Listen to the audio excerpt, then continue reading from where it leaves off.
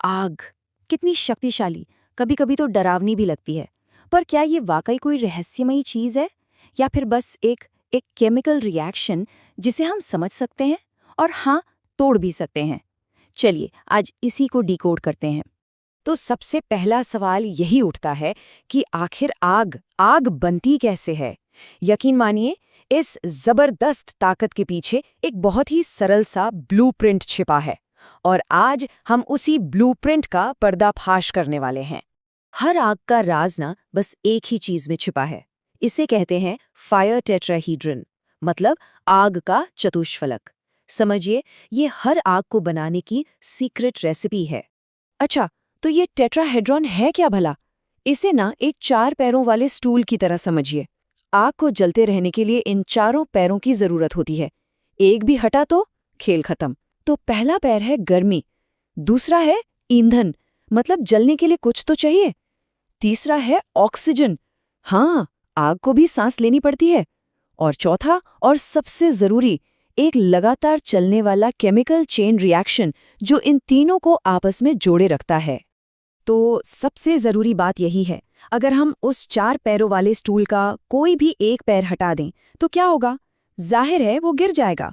बस यही छोटा सा सिद्धांत आग बुझाने के हर तरीके का आधार है। तो फिर चलिए एक एक करके इस स्टूल के पैर हटाते हैं और शुरुआत करते हैं सबसे पहले और सबसे सीधे तरीके से, गर्मी को हटाने से।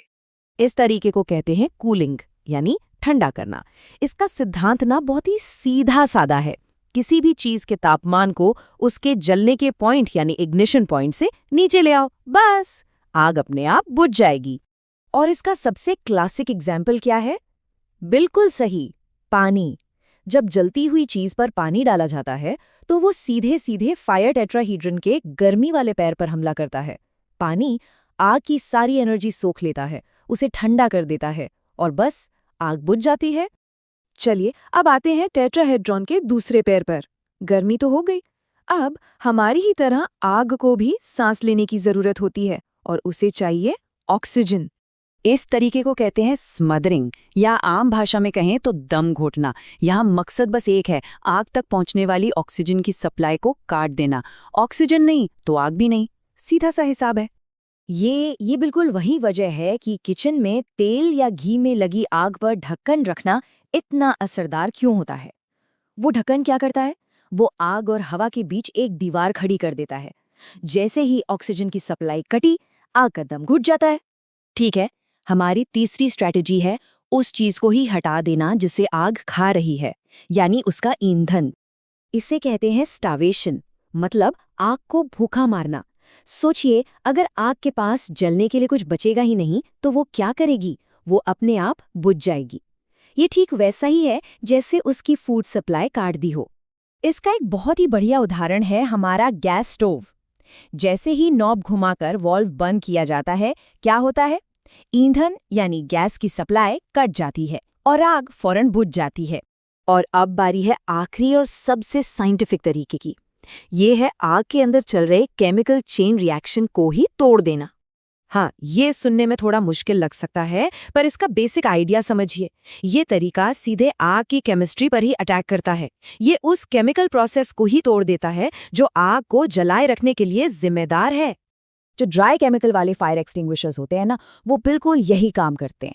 वो एक ऐसा पाउडर छोड़ते हैं जो आग के मॉलिक्यूल्स के बीच चल रहे चेन रिएक्शन को बीच में ही रोक देता है, और आग फौरन बुझ जाती है।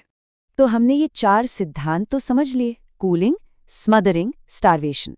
लेकिन असल जिंदगी में जब फायर एक्सटिंग्विशर इस्तेमाल करने की नौबत आए, तब क्या?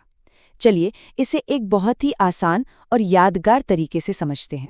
एक और ज़रूरी बात, ज़्यादातर जो फायर एक्सटिंग्विशर होते हैं ना, वो इतने पावरफुल इसीलिए होते हैं क्योंकि वो एक साथ टेट्राहेड्रॉन के कई पैरों पर हमला करते हैं। मतलब वो एक ही वक्त में केमिकल रिएक्शन भी रोकते हैं और साथ साथ सतह को ठंडा भी कर देते हैं। कभी भी फायर एक्सटिंग्विशर इस्तेमाल करना हो तो बस एक शब्द याद रखना है, PASS, पास। P यानी पुल द पिन, सबसे पहले पिन खींचो। A यानी aim at the base of the fire, ये बहुत बहुत जरूरी है। लपटों पर नहीं, बल्कि जहां से आग निकल रही है उसकी जड़ पर निशाना साधना है। S मतलब स्क्वीज द लीवर, यानी लीवर को आराम से दबाओ। और आखिरी एस का मतलब है स्वीप साइड टू साइड।